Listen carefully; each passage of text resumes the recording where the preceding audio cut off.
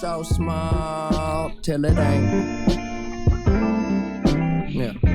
I'm building up a wall till it break. She hate it when I call and it's late. I don't wanna keep you waiting. I hope I never keep you waiting. Yeah. I think I know it all, but I don't. Why you always at the mall when you're broke? And I just wanna ball, maybe dunk, but I never been tall. Yeah, I might trip, I never fall. God knows I came close. Don't try this at home. I know I probably need to do better. Whoever keep my together. You never told me being rich was so lonely. Nobody know me. Oh well, hard to complain from this 5-star hotel. I'm always in a rush, I've been thinking too much. But keep it on the hush, no one need to know, just us. That's really all it takes. We don't need nothing but today. The world is so small, till it ain't. I'm building up a wall, till it break. She hate it when I call, and it's late. I don't wanna keep you waiting. I hope I never keep you waiting.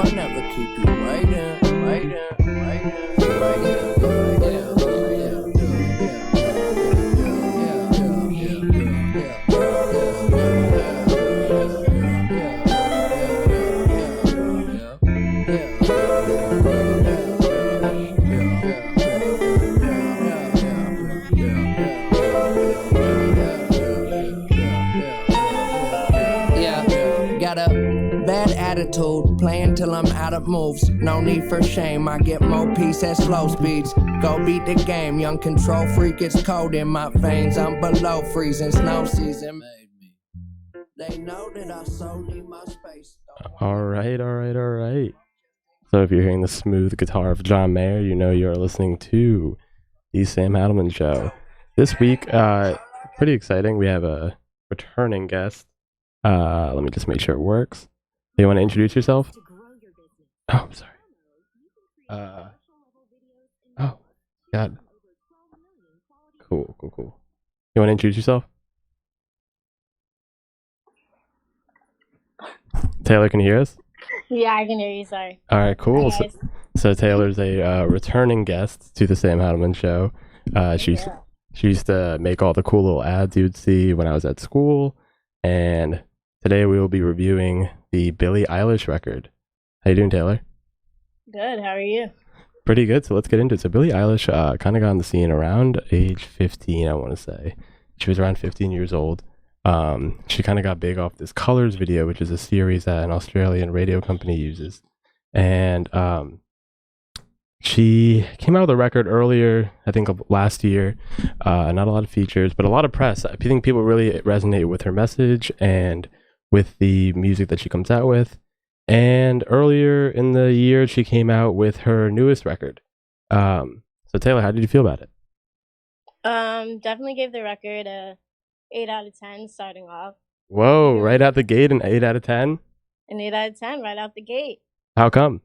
I think her approach is just different from like how she dresses to how she expresses her music lyrically.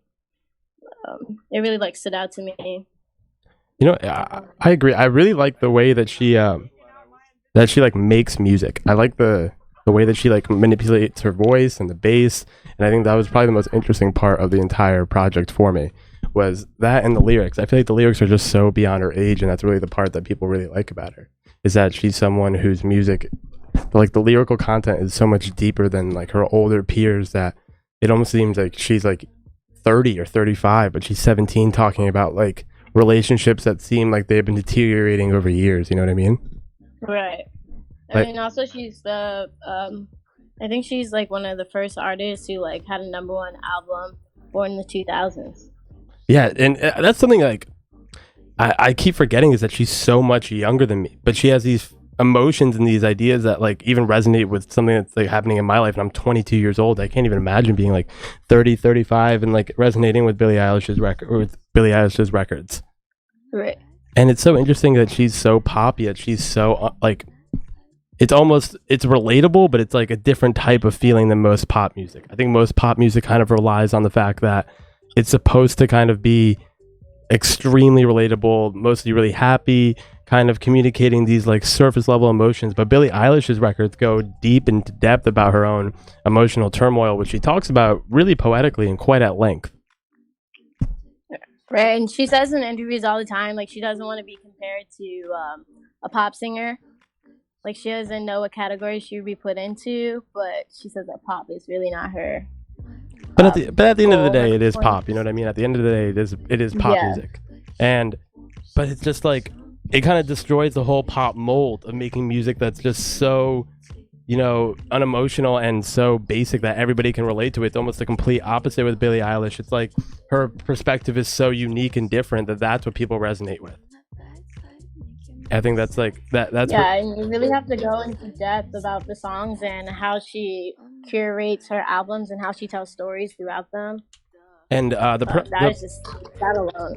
The production's unreal, and most of the production's done by her brother Phineas, who's around 27 years old, a musician himself. You can just see his influence littered throughout this entire record, but he talked at length about how he's helped with the writing process, but still the writing seems extremely personal. What do you think? I mean, 100%. The most personal song I think on the album is track number 6, I believe. I Wish You Were Gay.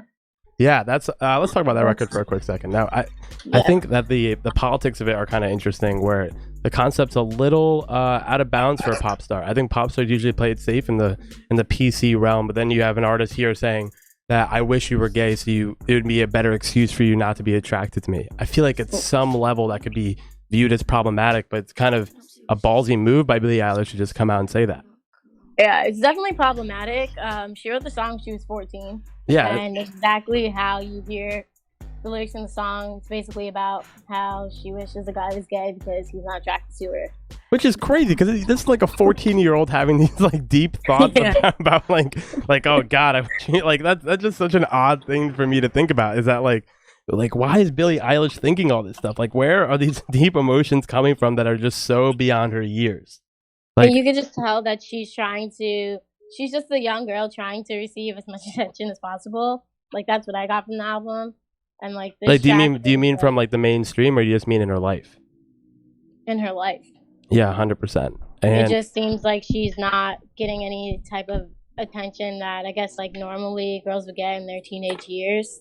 And she's just an outcast, and that's her way of expressing herself. And now she's actually. I think it was a great idea putting "Wish You Were Gay" out as a single, because one, it gets everybody talking, the title alone, and two, it was one of the best songs on the album. Yeah, and I love the 10-step. I think it's a 12-step process that's in the song, and you and I talked about it a lot. The writing on it is just unbelievable.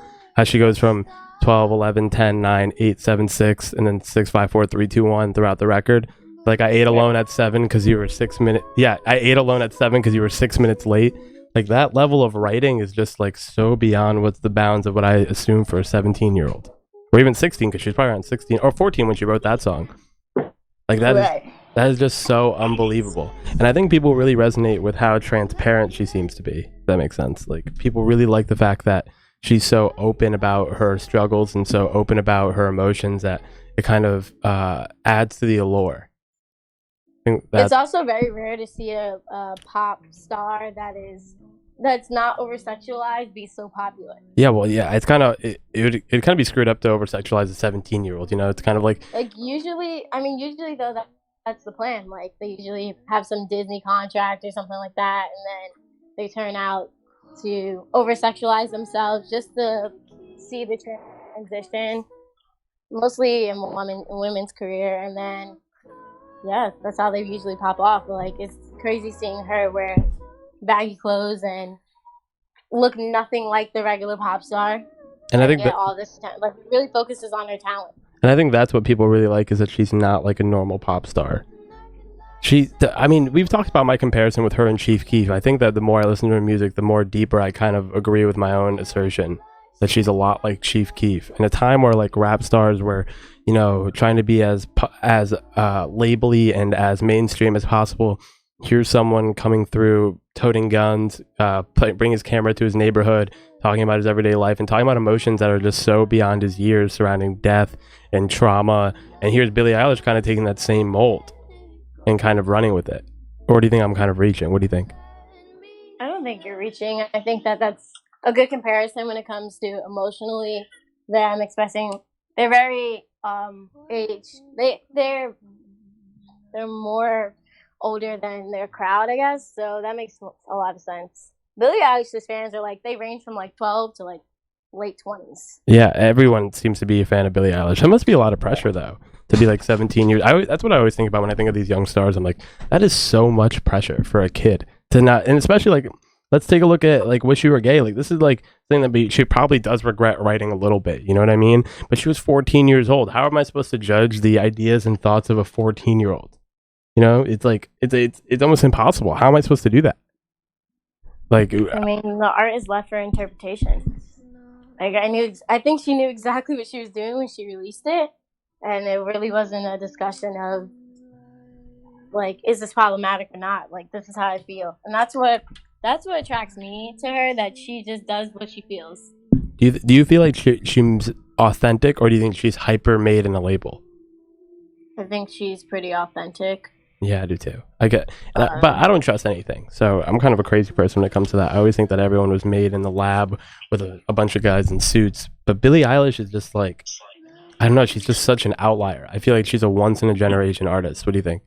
She's definitely going to be around for plenty generations. It's kind of weird also because she's kind of an offspring of, I mean, like, I might be reaching, but she's kind of offspring of Tyler, the Creator. And it's weird seeing, like, as a fan of Tyler, the Creator, seeing him get famous and become as big as he is, and then seeing people be like, oh, Tyler, the Creator is my influencer. See, I always thought she was kind of like XXX. I always thought that was the person who kind of she reminded me of the most. It's someone who's just like so young, but being able to communicate these like somber, almost like the Fray like hooks and choruses. And Billie Eilish herself has talked about how XXX is one of her bigger influences, but that's definitely the person I thought of when I heard her. Right. And also during the record, you could hear her play around with her vocals a lot, and that kind of reminded me of Yeezus a little bit. If you remember, like some of the breakdowns, especially on "Bury a Friend," these crazy hip hop-esque vocals and drums and bass that you hear from these records are just like so genre bending. Right, and it harmonizes with her voice so well, like the beats. It's definitely apparent in I think All Good Girls Go to Hell. That was a really good apparent one. I think it's just because it's how personal she makes her music. I watched a video where Billie Eilish detailed that most of her record was made in her bedroom with her brother at the house where she grew up. I mean, just that setting alone would probably create. I think a lot of people underestimate where the art's made, and that's how it's communicated. Like the fact that it's made at her childhood home in her childhood room kind of leads her to be a little more personal, and that her main producer and writer is her brother. I think that definitely leads to more personal art. Yeah, she definitely had it set up easy for her in that sense. I'm gonna say, like her road to stardom. So I believe her brother worked for Interscope at the time, and that's how she got her big break. And I agree. And I think that she just had the tools there to use it. All she had to do was be as great as she is. Really, she had the money, she had the connections, she had the production, she had the place to record. But it's really still all comes back to her and her writing. I think that's really like the main draw that people like. Is that she's kind of writing and definitely her image. Like I said, she's the anti-pop star. Yeah, that's exactly how I put it. She's not wearing pink. She's not wearing skirts and stuff like that. Like she looks like a normal tomboy.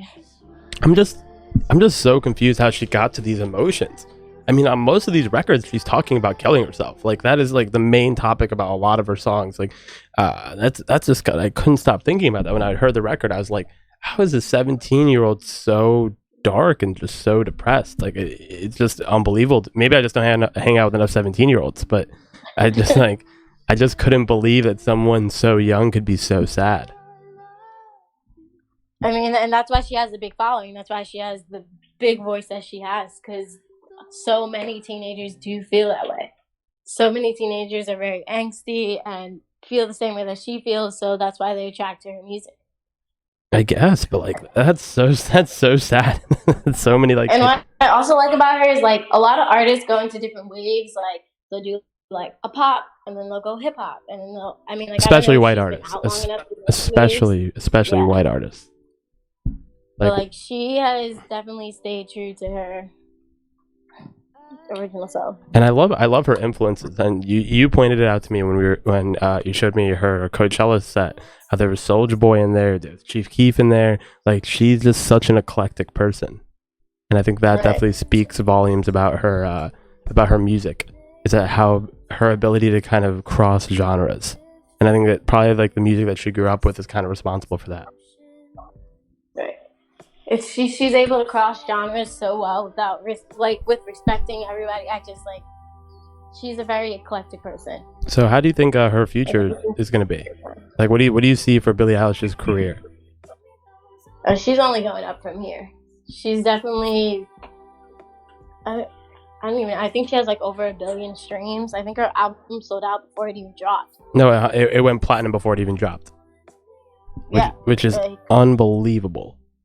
And you know what? When I was on the Colin McEnroe show, and he talked about Billie Eilish, I was so surprised about how in tune he was with Billie Eilish. He was just like, it seemed like even this like 64-year-old man from Connecticut felt like he was somehow like that Billie Eilish's music resonated with him. And I think that's just so interesting. I feel like she's just like a once in a lifetime pop sensation. And you really don't get people like that resonate with everybody, like so many different types of people. It's very hard to find somebody like that, and I feel like you have to be a genuine artist to reach that masses of people. Yeah, 100%. I think that people like, especially in today's world, you know, artists bleed ingenuity. It's like you can just tell when someone's in it for the bag, or you can tell when someone's in it for the artistry. And I think that with Billie Eilish, it's pretty obvious that she's the latter. But she's getting the bag too. But I think that I think music is her main output. And especially with her mental health, that's probably like one of the way to ease her trauma. You know what I mean? Yes, she's 100% going to be even more mainstream. I give it a year. You think she can get even bigger? Yes. Because I remember finding her like 2 years ago from that Colors video, and I was just blown away. I love her fashion.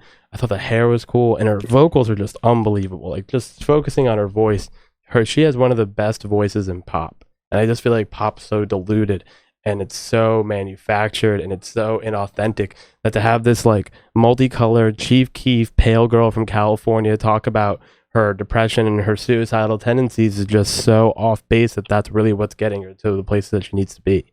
That she's just so different from everyone else. Right.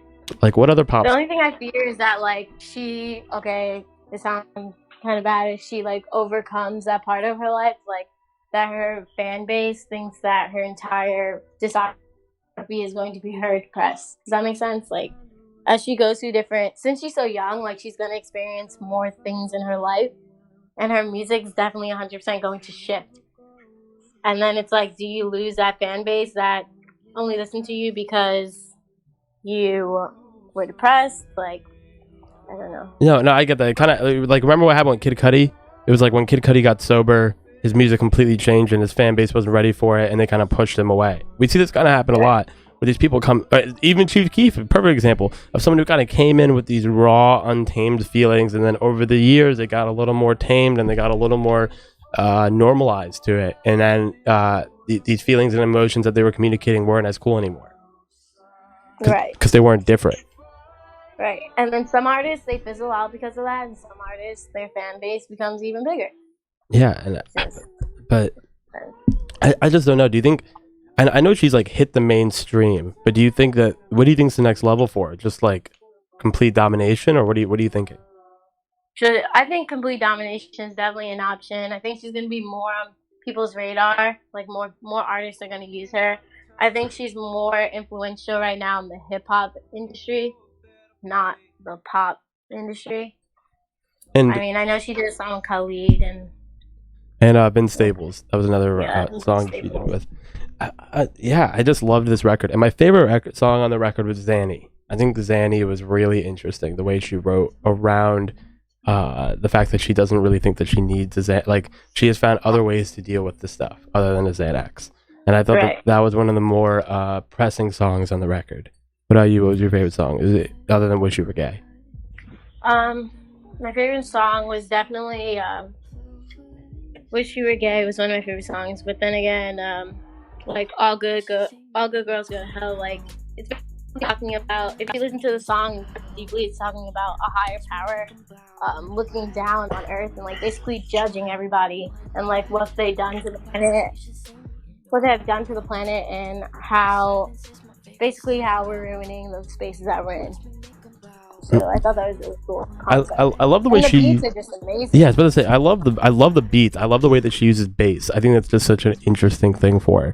Is that like, I think a lot of pop stars kind of hide behind very basic and distracting production, but Billie Eilish kind of strips down that sound and kind of meshes with the beat in ways that most pop stars really can't. And I think that's a big part of her. And I think that definitely speaks to her hip hop influences, that she's able to ride the beat rather than the beat ride her. Right. And her brother made that very clear in an MTV interview. He was like, my goal is to make sure that the beat, like, you notice it, but at the same time, you're focusing more on her voice. No, 100%. Yeah, I just can't stop. I love this record. I don't think I've stated that enough, that I think Billie Eilish is just unbelievable. Like, for a guy who pop music bores me. Like, you know, like I'm super, my attention span's like that. Like, you have to, if it's not like bars, you know what I mean? If it's pop music, like, everybody is just kind of making carbon copies of themselves. Like Ed Sheeran, Shawn Mendes, Camila Cabello. Like, you have all these people who just like keep making the same exact type of music, and they're going to the same audiences and using the same promotion and using the same production.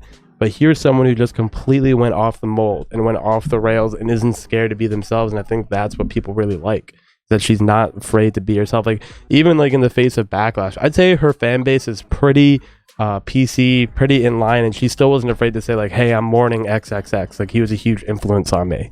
I think that was kind of the moment where I started to like really take notice more, was when she wasn't like, she just went out there and said, you know, XXX's music influenced me. Right. And you just have, that just again shows how strong her fan base is, and it's just, she doesn't care. Like, you can just tell she's organic in everything that she does. And that's all we really want, is just like an organic artist. You know what I mean? That's like, I think that's the only thing that I really chase anymore. Is like, I just don't want someone who I feel like you were probably made in a lab. You know what I mean? Like, that's like Khalid or something like that. Like, I just don't want that anymore. Like, I just, I would love. But it's so weird seeing like people like Khalid still be at the top of the charts, and you have Billie Eilish be at the top of the charts. So you have completely different opposite artists. Like, one is definitely part of the machine, and the other one isn't. It's just like, what is going on with the stimulation? And let's take a quick second to talk about the Bad Guy remix, because we're really at a crossroads here. To give you guys a quick taste, the Bad Guy remix came out with Justin Bieber and Taylor McGee. What did you think? I hated it. I loved it. I thought it was so good. I'll play a little bit of it for the people. Hold on.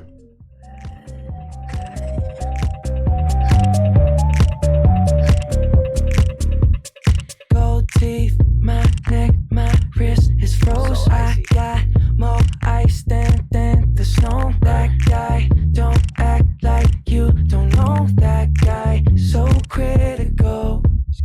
Tattoos on both my sleeves. Yeah, I don't sleep. Please don't wake me. Losing my tide up so I can breathe it. But I have to give a preface. I'm a huge Bugatti Bieber fan, and everybody who knows me knows that like I love Bugatti Bieber. Like I just love the way he flows over this. Like, and you know what? And it kind of made me think that like Bieber is such an OG that you don't even realize it because he's so young. You know, like he is the pop OG. Everyone's trying to be Justin Bieber. That is what every pop star is trying to be. Because you don't really think about it. Like, Bieber's numbers are unreal. I would have used a word I couldn't say here at 103.5 WNHH, your home for local and community radio. Streaming live at the New Haven Independent and TuneIn Radio. Check us out on Apple Podcast. Like, Bieber is like the Tupac of pop music. You know what I mean? Like, everyone's trying to be Justin Bieber. And for Billy to hop on this I feel like it was him passing the torch. But you disagree. I disagree. I think the song didn't even need Justin Bieber on it. I feel like his part didn't really do justice. I just would like to see more. It was just, I don't know, I didn't resonate with it at all. No, I loved, I'm gonna listen to that right when I get off the show. But again, you're talking to a guy who loves Bugatti Bieber, which is the only way I'm going to address him. I'm not gonna call him anything else. So final rating for this record, you're giving it a 8. I'm giving it an 8. I'm giving that artwork definitely a 9. Okay, so overall we're thinking like an 8.5. An 8.5. Okay. I'm gonna go 8.5. I'm gonna go 8.5 too. I almost it is definitely one of the better records of the year. One of the best pop records I've heard in years. I can only see her going up from here. I'd like to see her collaborate with more hip hop acts, but at the same time, I'm just gonna let her do whatever she wants. You know what I mean? I'm not gonna even. Sometimes I think it's just so pointless for me to even try to do these imaginary trajectories for people's careers, because obviously they know what they're doing. So Billie Eilish, if you never want to collaborate with another hip hop artist again, I understand. But I'd love to see her just work with random hip hop acts. You know what I mean? Yeah, she's gonna be definitely all over the place. I mean, she's doing her first world tour, and her tickets are $400. Yeah, we tried. I think the tickets are so expensive. I'm about to sell my kidney to go hear Bad Guy live. Well, thanks. Thank you, Taylor McGee, for calling in. We really appreciate it. Yeah, no problem. And give me 30 seconds to get the second guest in here. Up next, we will be talking about what's a better record, Pinata or Mad Villainy. This is something that's pretty close to my heart. But again, thanks for calling in, Taylor McGee. Well, no problem, man. All right, hopefully we'll see you again soon. Here is Zanny by Billie Eilish. Their pretty heads are hurting. They're awfully bad at learning. Make the same mistakes. Blame circumstance. I'm the second-hand smoke. Still just drinking canned Coke. I don't need a Xanny to feel better. On the second night I trust him. Only one who's trusting. Oh, sorry about that, guys. If you manage it. So I think we're gonna have another call in too, which is really exciting. So in the studio right now, you want to introduce yourself again? Yeah, what's going on? Yeah, my name is Tyler Jenkins, New Haven local, with the band Toxic Holiday, releasing music soon. Real soon. Really soon. And we'll have something on the show for, which I'm really excited about. Super hyped. Happy to be here. I met Tyler on the street. As many people do. And he was playing piano, and I just randomly ran into him. And today we have a pretty interesting topic to talk about. Yeah. Pinata versus Madlib and MF Doom. Yeah. So what do we think? Well, let's start it off. How did you end up finding Pinata, and how did you end up finding Mad Villainy? So I found Mad Villainy first as an album before I found Pinata, because I found MF Doom first. I don't know, MF Doom is this rapper that has been kind of known really being the leader / king of the underground scene. And when I was first getting into rap music, the name kept on coming up, and I eventually found the album. And Pinata was actually sent to me. Someone was like, dude, listen to this. I was put on. I was the guy sending people Pinata. I was obsessed with it. Also, let me introduce our calling guest. You want to introduce yourself, Wesley? Hi, my name is Wesley, and I went to the same school as Sam. I am currently a law student at Stetson Law in Gulfport, Florida, right outside of St. Pete. Cool. Nice to meet you. I don't know what other information. What sign are you? Gemini, Leo? I'm an Aries. Oh, you are classic Aries. I know.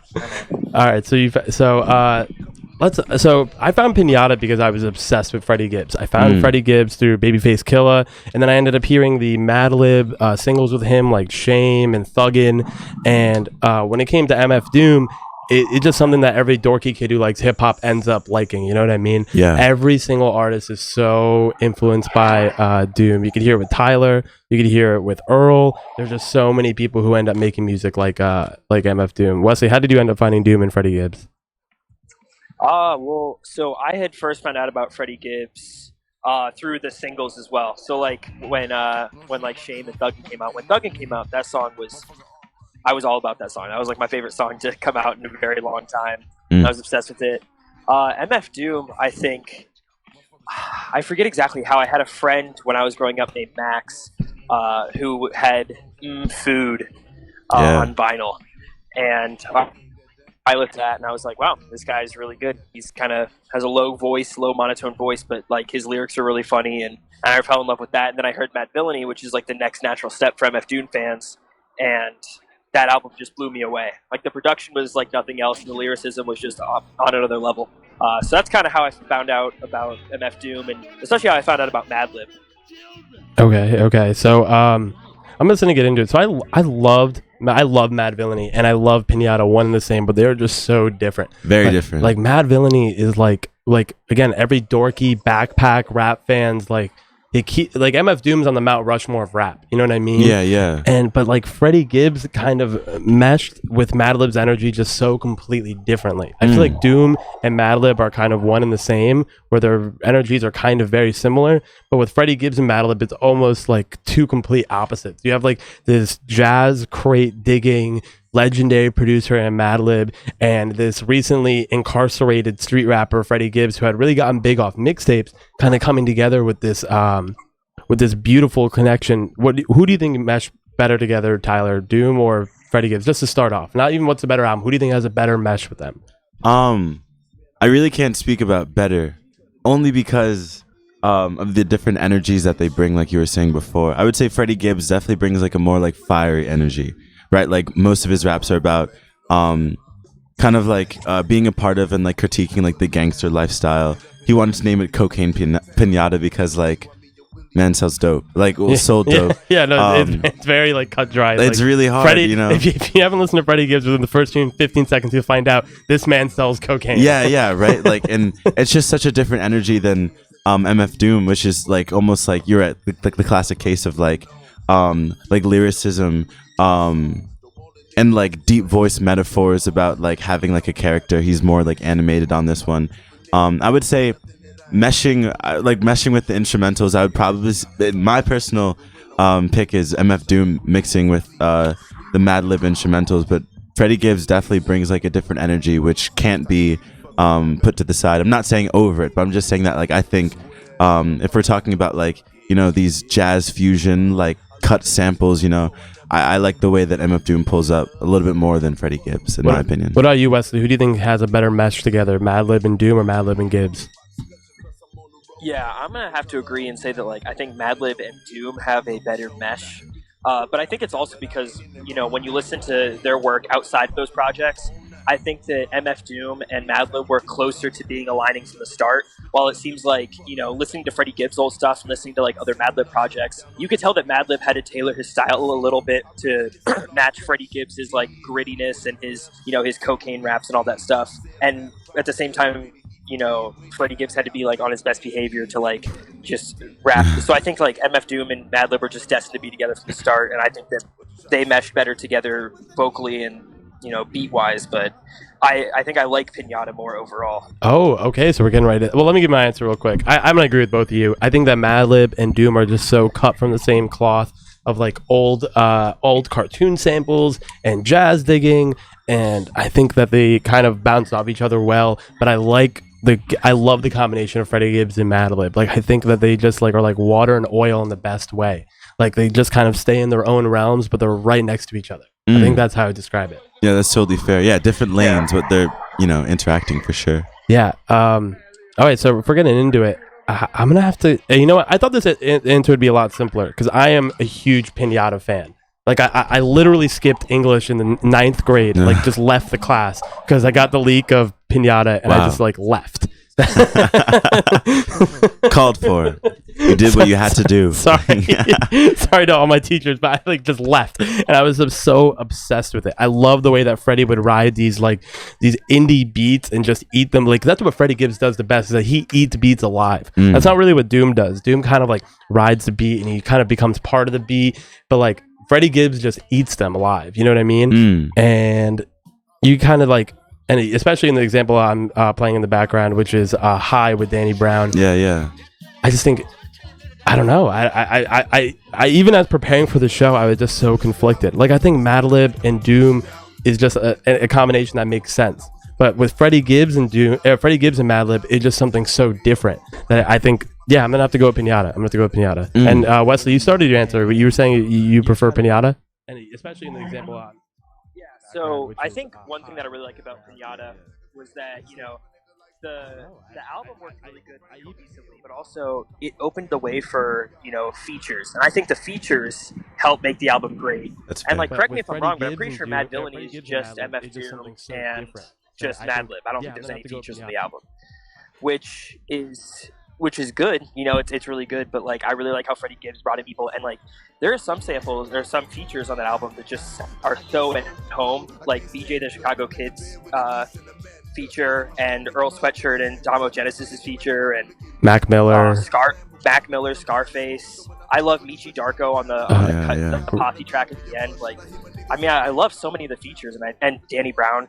I think that, you know, the whole thing was really well put together, but like, the good thing is Freddie Gibbs opened the lane for other people to come in and be on Madlib beats they otherwise wouldn't be able to get on, because it's such a you know, narrowly tailored list of people that get to rap on Madlib beats. And I think it's cool to hear other people, you know, I would have never known how like a Mac Miller Madlib track would have sounded or something like that. Yeah, and I completely agree. And I actually got to hear Mac Miller and Madlib's collab project that they came out with together. I saw Madlib a couple weeks ago, and he played the Mac Miller features, and they were just unbelievable. That's a point I didn't even think of. It's the fact that when you work with Madlib and you have a feature, you have like someone who you normally wouldn't have on a Madlib song kind of coming together. And I guess the point I'm making is this: I think Pinata is the better rap album, but I think Doom created this underground classic that kind of it goes beyond the bounds of rap. What do you think, Tyler? I think that one difference that we have to talk about is the time at which these projects came out, right? Mad Villainy came out in 2004, and then Pinata was 2014. So there's really 10 years, and rap is a very, you know, new genre, and it's always changing. So I think that we're more attached to the way rap sounds. It's only been probably like 5 years ago, and that's still like a very modern sound. It's not as abstract as Mad Villainy. It's not as kind of conceptual. You know, there's a lot of like chops of like TV shows and just audio clips that make you feel like you're in a comic book. That wouldn't happen today. That would not happen. Yeah, that would not happen today, right? You know, there are certain things, and I guess like certain details of Mad Villainy that we kind of don't respond to as much. You know, I was actually preparing for this. I was looking at some chat rooms, and everyone said that Mad Villainy is like really more likely to put them to sleep than Pinata. And I was like, that's an accurate statement. I'd probably, just for our attention span and listening to albums right now, I think Freddie Gibbs is more of a modern rapper, and it's really on brand for him to come like super fiery on a track with something that we'd really respond to. As Wesley was saying before, like room for features. And it's, you know, MF Doom has definitely collaborated with other artists in the past, like with Food and other projects, but I would say this is more of a solo conceptual abstract effort, and this is one that's a little bit more nuanced and refined, and because of that, it doesn't lend itself to be super accessible for right now. So I totally understand like Pinata, but yeah, I would also agree, like I would definitely say it's like the better rap album. As far as being like no fat, like cut and dry, like you're getting bar after bar. With Mad Villainy, I feel like you have to sit down a little bit and kind of ask yourself, like you have to digest it. But with Freddie Gibbs, it just goes down like water. Right. I mean, you know, MF Doom is trying to sell you something. He's trying to sell you a character in a way that Freddie Gibbs is trying also, but not as like abstractly. Like MF Doom is trying to tell you that he's like a villain, like a superhero, someone, you know, who's not really real, and Freddie Gibbs is like everything I'm doing I is am completely real. Like, you know what I mean? No, that's such a great juxtaposition. Is that like Doom is just like playing this character that Freddie Gibbs is really living, and I think that's really where the difference is for me. Definitely. Wesley, what do you think about that? In a way that I mean, I totally agree, and I think that I agree with Tyler. I think that when you sit down and listen to it, like Freddie Gibbs just comes in with like bars. I think the important thing to note is that like Mad Villainy has some of the best lyrics of any rap album, but like that you have to sit down and digest them. Like, Doom is just, and like, it's playing because this he's painting this character that character, Freddie he's Gibbs like is creating really this living. picture, And I think that's and he uses really such where the vivid difference is language for me. that it's almost like sitting down to like read a novel or something. While I think Freddie Gibbs is way more accessible to the average rap listener. Like if you were going to hear a song, I'd rather hear, you know, Thuggin' or, you know, something like that on the radio rather than Figaro or Accordion. Not to mention hooks as well. Yeah, Freddie Gibbs is so good at hooks. And yeah, no, I completely agree with that. So is no one voting for Mad Villainy? You're voting for Pinata. Wesley's voting for Pinata. And wait, I should also give some background of how this even came up, how this question came up. So Freddie Gibbs in an interview just said, yeah, I know I can make a better rap album than Doom because I can rap better than him. And that kind of got me to thinking, like, can he rap better than him? It's just such a weird position, like, to compare a street rapper to someone who like raps chemicals to comic book characters like Doom. Like, it is just such a weird comparison for me. So I just thought, who made the better album with Madlib? I would say, even though like Freddie Gibbs made the better album, MF Doom like is a better rapper than Freddie Gibbs. Like, that's really no question. As far as like yes, like technical ability to say words like really well into the microphone, but as far as like concepts and metaphors and even rhymes, like Freddie Gibbs cannot touch Doom on rhymes. I'm the biggest rhyming song actually for me for MF Doom isn't on Mad Villainy, but it's on a project he did before on a song called That's That. And rhymed. I think the biggest one I remember is auditioning morticians. And I don't know, that's just two words that always just come out to me as this man really, like, MF Doom can really rhyme better than any rapper. And yes, Freddie Gibbs has a really good ability, but as far as like concepts and the things that he's rapping about, I think MF Doom has like a little bit more versatility. You kind of hear the same kind of like you know, gangster rap, like kind of like post like thug rap from Freddie Gibbs, but MF Doom can really go all over the place and really tell you about something completely random. And I think that's really cool. Like on a song like Fancy Clown, for example. Oh, that's my favorite MF Doom song. I just love the surrealism that Doom's able to play around with characters, and even like most of the time the characters are himself. What about you, Wesley? Who do you think's the better rapper, Freddie Gibbs or MF Doom? I definitely think MF Doom's the better rapper. I mean, I think he has more consistency across all of his projects. Like, I'm a Freddie Gibbs fan, but there's such a bigger discrepancy between his, you know, Pinata and his other albums, even like his more recent albums that weren't, you know, Bandana. There's like a bigger discrepancy in the style and like how much I enjoy the album sonically versus MF Doom, where I've liked almost every MF Doom project that's come out. Mad Villainy just happens to be my favorite of them. But I'm in agreement with Tyler. I think some of the lyrics are just like insane. He has that line where he's like, they're all spitting males, out of work jerks since they shut down Chippendales. Like there's just so many like little good one-liners that MF Doom has that I don't think will ever be matched by a hip-hop artist. Like I got more soul than a sock with a hole. Like I think everybody has these like little tiny like MF Doom moments where they just kind of like were like 16 and like listening to lyrics and you're like, oh my god, did he just say that? I'm gonna disagree with both of you though. I think Freddie Gibbs is the better rapper. Wow. I think Freddie Gibbs is like he's top 5. That, like he says it himself, he just like has this ability to rap with the best. Like and kind of you can see with the features, like he's able to rap with Danny Brown, Raekwon, Mac Miller, Pusha T on the newest project with Bandana. Like Freddie Gibbs is just able to rap about absolutely anything and everything, and his flow is so methodical. Like I just think at the ability of rapping, I'm gonna have to give it to Freddie Gibbs. At least we disagree there. So we all are in agreement that Pinata's the better record, but you guys think that Doom's the better rapper, if I'm getting that right. True. Yeah. All right. Well, I think that it's important to break down the question because I think MF Doom's far the better writer. I'll give you that. Yeah, I will give you that. Which I think when I was analyzing it, when I was going through the process in my head, I was contributing like flow, you know, how fast you can rap, all the like technical abilities as well as the writing. And I think MF Doom's the better writer of raps. We will agree. Well, thanks for calling in, Wesley. We'll have you calling again. Always really appreciate it. Wesley is a hip hop expert. If you guys ever have a question, Wesley is your man. He's great. Thanks, Wesley, for calling in. Yeah, man. Nice meeting you. All right. And all right, Tyler, we have one more thing to quickly talk about. Yeah. Let me just plug in so we can hear it for everyone. Old Town Road. I had you on the first time to talk about Lil Nas X's album. Yes, sir. And Old Town Road came out with a remix with Young Thug and yodeling boy Mason Ramsey. What do we think? Yeah, it's crazy. I was thinking about you the other day when this released, because you said that Lil Nas was kind of credited for this like cowboy country rap sound that Young Thug really championed and created, and he wasn't really getting credit for it. And then when the remix came out, I was like, oh my goodness, they must have heard Sam's show. Yeah. No, I was so happy to hear Thug finally get his due. Like, Thug's going to get a #1 because the remix is obviously going to go to the Billboard charts. And Old Town Road's 3 weeks away from being the longest running #1 single of all time. That's crazy. 3 weeks. Yeah. And now Young Thug and Yodeling Boy are the ones that are going to push him out. And I just can't believe I'm going to say this. Yodeling Boy did better than Young Thug. I think so. It's hard. Like, it's really hard. I think this song is like industry now. Like, it is the industry song. Like, all these connections, even having Billy Ray on it and having, what's his name? Mason Ramsey on it. This is so industry. Like, all these connections. So Young Thug, country rapper, not country rapper.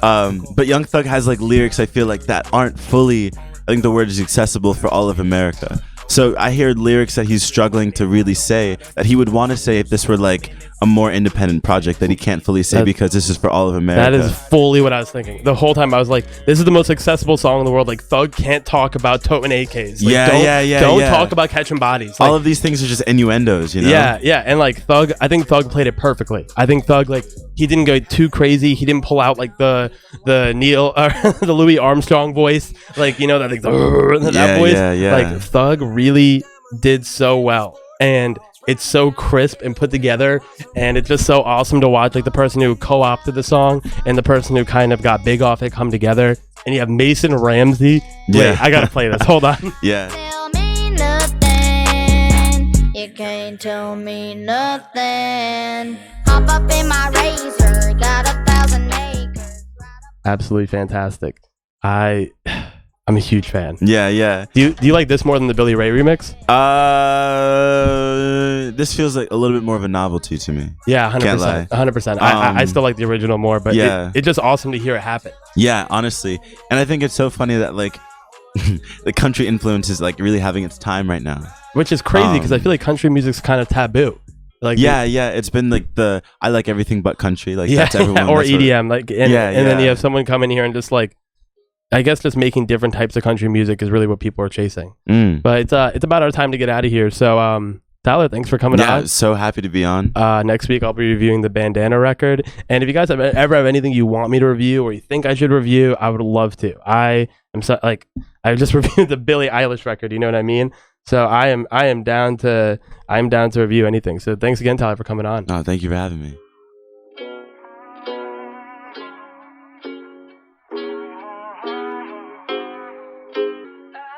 Yeah, I'm gonna take my horse to the old town road. I'm gonna run.